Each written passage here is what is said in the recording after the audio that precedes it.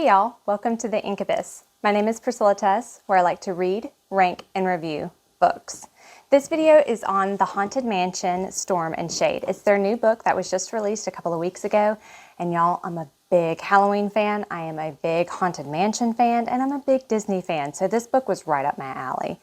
So the synopsis of this book is about a girl named Audrey who has severe anxiety. And to help her with some few things, her parents decide to move neighborhoods. Now they're in New Orleans, but they moved from one neighborhood to another, which meant a new school for Audrey. She makes some new friends, and then she realizes that within her neighborhood is this really interesting house, and she loves to take pictures of dark academia settings and kind of dark aesthetic for her social media pages. And so she goes into this haunted looking house and in fact meets a few ghosts along the way. She has a boyfriend back at her old school that she stays in contact with and is still together with. And what's interesting about this book is she kind of gets into a love triangle with a ghost from the haunted mansion and her very much alive boyfriend. What I really loved and thought was fantastic about this book is, a lot of ghost stories and haunted mansion stories, it's about the character surviving the haunted mansion, getting through the house or accomplishing some tasks that meant surviving the mansion. Well, this one is actually different. It's kind of a reversal. The haunted house, the haunted mansion, has to survive the story. And Audrey is a heroine for the haunted mansion. I loved it. I thought that was very original, and I thought it was really great because it's very different from the movies. So if you're expecting a book that is just a rewrite of the haunted mansion movies, it's completely different, and I loved that. I just ate up this story. So the author is Claudia Gray. I've never heard of her. I don't think I've read anything by her before, but I'm not entirely sure. And it is in the genre of ghost story, kind of suspense, but it's not too scary. I feel like, I have an 8.5-year-old and I have a 6-year-old and I have a 1-year-old, but I would definitely read this out loud to my 8 and my 6-year-old. Maybe not let my 8-year-old, read it on his own, especially before bed, but like our family reading time, I would definitely read this book to them because it's not that intense in the scary suspense. I read the physical copy because I like to collect my books. My life goal is to have a library, and I think in order to have an official library, it's 1,000 books. So that's my life goal. And so I do like to buy my physical copy of the books. But I do like to tell my subscribers or my listeners that, there's pros and cons to having digital copies and physical copies. The cover art isn't overly fantastical. There's nothing in the book that I'm like, yes, you have to have the physical copy. It brings so much to the table. This one's great. There's nothing wrong with it. But again, like if you just do the digital copy or an Audible, you're not missing out on anything at all. The reason why I was drawn to this book and had it on pre-order for months is because, again, I'm a big Disney fan. I'm a big Halloween fan. On September 1st, I start decorating for spooky season. And this was the first spooky season book that I read, and I had to read this book. As far as who I recommend this book to, I think anybody can read this book. However, it is a little juvenile. In the fact that, again, it's very light in the suspense. It's very light in the scare factor. It is very, you get to meet some of the characters from Haunted Mansion Ride and the attractions and the movies, like the Hatbox Ghost and the Axe Bride and the Hitchhiking Ghosts. You get to kind of interact with them some in the story. And so it's really fun in that way. So if you're into ghost stories that really do scare you, I wouldn't recommend this one to you. And again, I would recommend it to kids, but do keep in mind there is a little bit of scare factor. And maybe, my kids aren't overly scared, so I wouldn't mind reading it out loud. But again, I would be hesitant to let them read it on their own, especially at night and by themselves. Let's see. The page count is 426 pages. It is not a quick read. It will probably take me a couple of weeks to read it to my kids, maybe even more than a couple of weeks. It is a book that you can put down and walk away from. and can pick it up way later and not lose track of the storyline. So it's a longer read, but not one that you have to invest a lot of mental power to. Okay, so let's get into my ratings. The overall rating, I'm giving it a solid 8 out of 10. But to be completely transparent and unbiased, I will say that this is pretty high, and the only reason why I gave it an 8 out of 10 is because I'm such a huge Halloween and Haunted Mansion fan.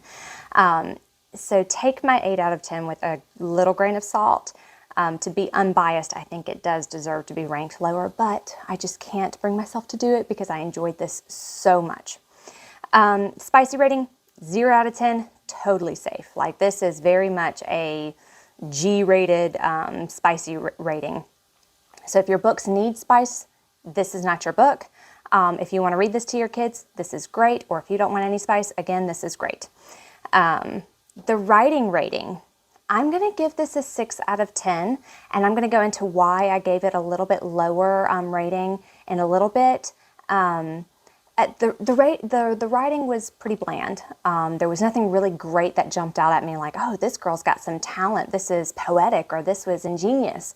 The only thing that I really thought was pretty good was the reversal of the ghost story. So again, like, not the characters surviving the haunted house, but the haunted house surviving the story. So that was really the only thing that was pretty original in this book, and that I would give the writing a higher rating for. So the writing was, it was neither here nor there. The storyline rating, I'm going to give it a 7 out of 10. And again, I think it's more because I'm biased and I love the Haunted Mansion. So I probably would rank it lower if I was not such a huge fan. Character development rating, I'm going to give, this one was hard. I'm going to give this one a 6 out of 10. Like Audrey, she has anxiety, she has crippling panic attacks, and I love that. I have a lot of educational background in psychology, so she likes to say hello in my videos often, or she feels neglected. And so for that reason, I really thought some of the character development with Audrey was fantastic. However, everybody else in the book was very underdeveloped for me.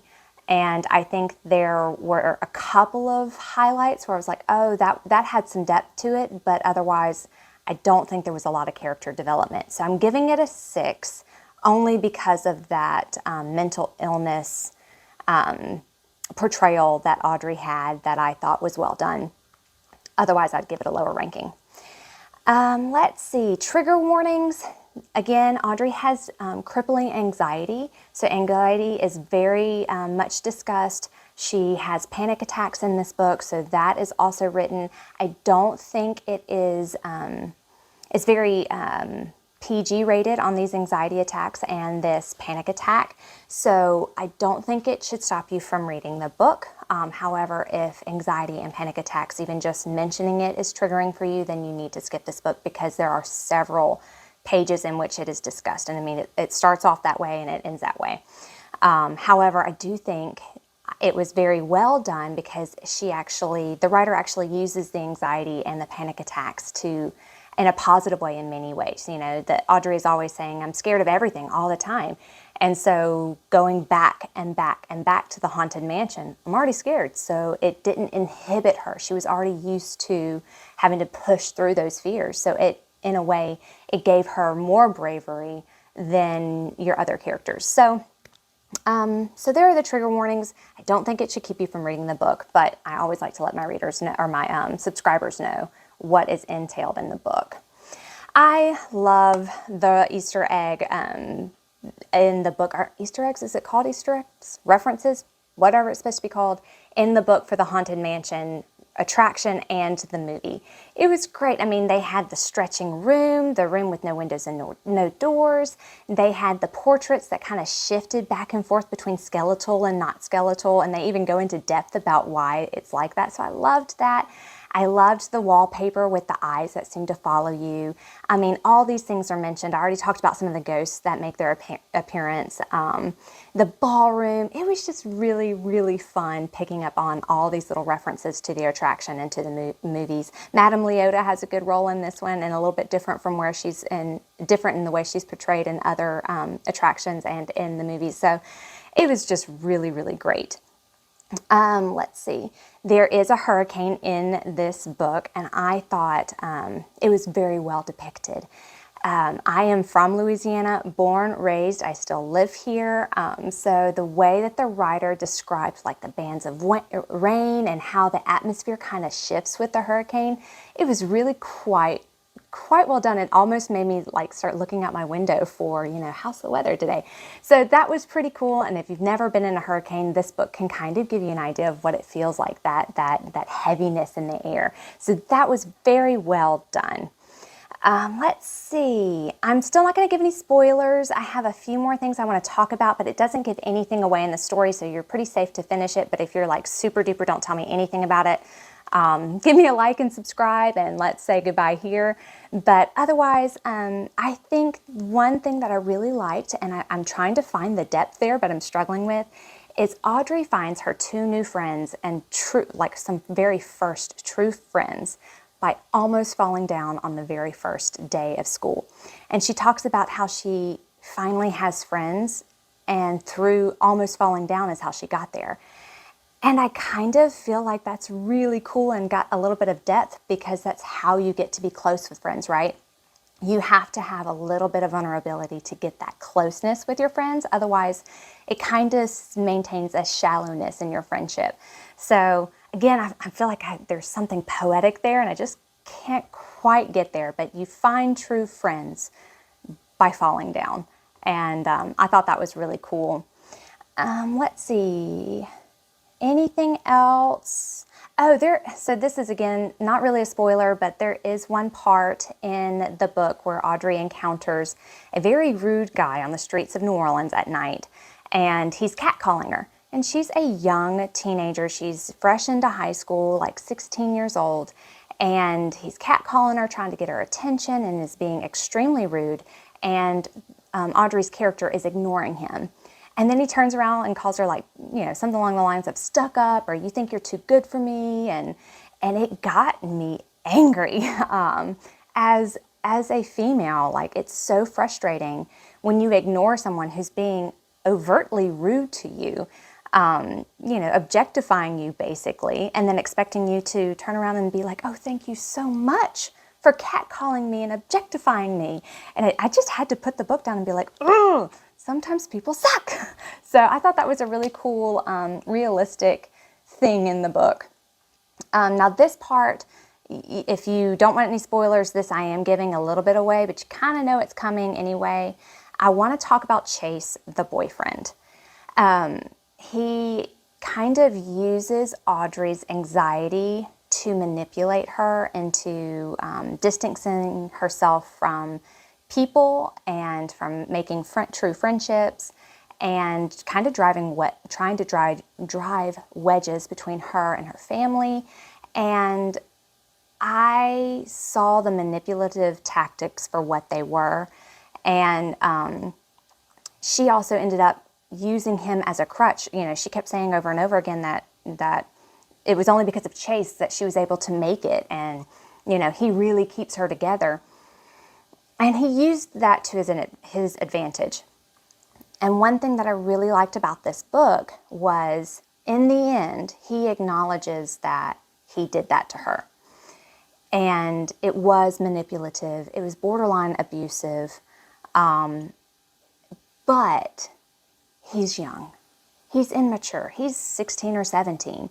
And the story, the author gives him grace by letting Audrey forgive him for what he did. And I thought that was wonderful. So often we're so quick to completely condemn someone who's made mistakes, whether big mistakes or not. And I mean, sure, we need to hold people's feet to the fire when they do mess up. For sure, he was being manipulative and abusive in many ways, and he shouldn't be allowed to get away with that. So I'm not saying he should be, oh, they're there, it's fine. But what I am saying is he acknowledged his wrongdoing. He acknowledged that he's got some growing up to do. And Audrey forgave him. And she gave him and her the freedom to move forward in a positive note. And I really liked that. I liked that there was grace given to this character who made big mistakes. I also loved how the anxiety for Audrey was written in a way that was humanizing. And I don't struggle with anxiety. I had postpartum one time where my anxiety was just through the roof. And it was tough. And so I don't have anxiety on a regular basis, but there was that window of time where I've had it. And I felt it, and it really made me feel bad for people who deal with this on a daily basis. And it gave me an insight into that life that I didn't really have before. So those were two really good, deep moments in the book that I liked, that I think should be acknowledged. However, there were some negatives that I didn't like about this book, even though I love The Haunted Mansion. And the main one that I hated is, again, I'm from Louisiana. I've grown up here, born and raised. My family's been here for a long time. In the book, the writer makes a point to say that Audrey and her family have been in New Orleans for a couple of centuries, I think. And the characters and the book has no Louisiana flavor. None. Like, I didn't get the feel of New Orleans in her writing.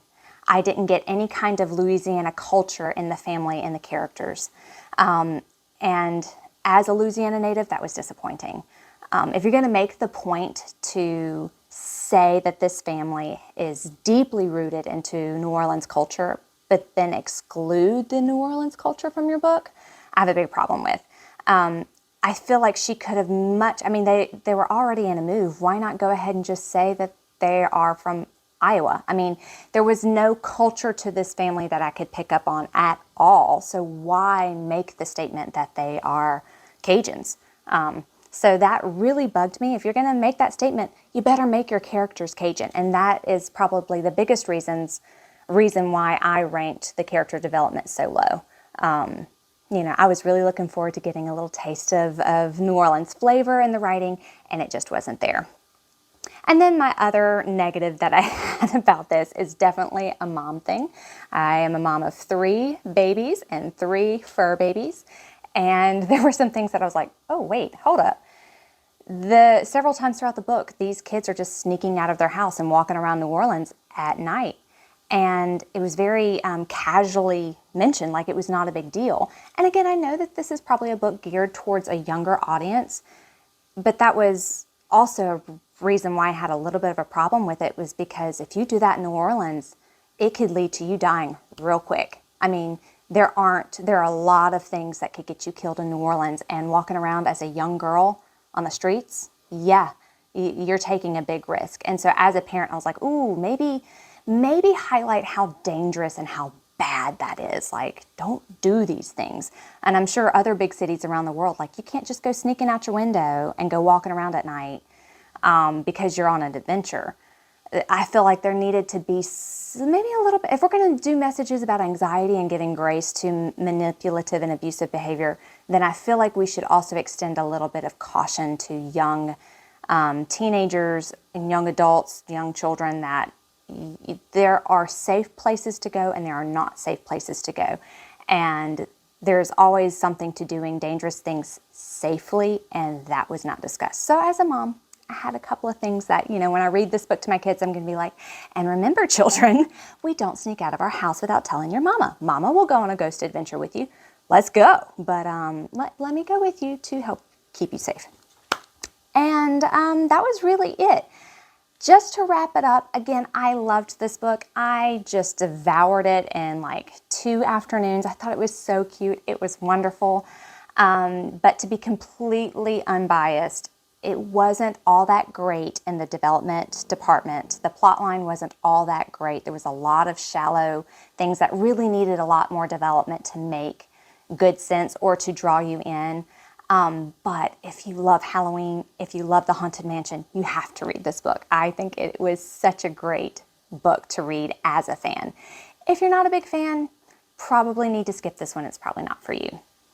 That's it on Haunted Mansion Storm and Shade. Thank you for tuning in. If you liked my content, I love making it, so give me a like and a subscribe and tune in for my next video. Thanks for watching.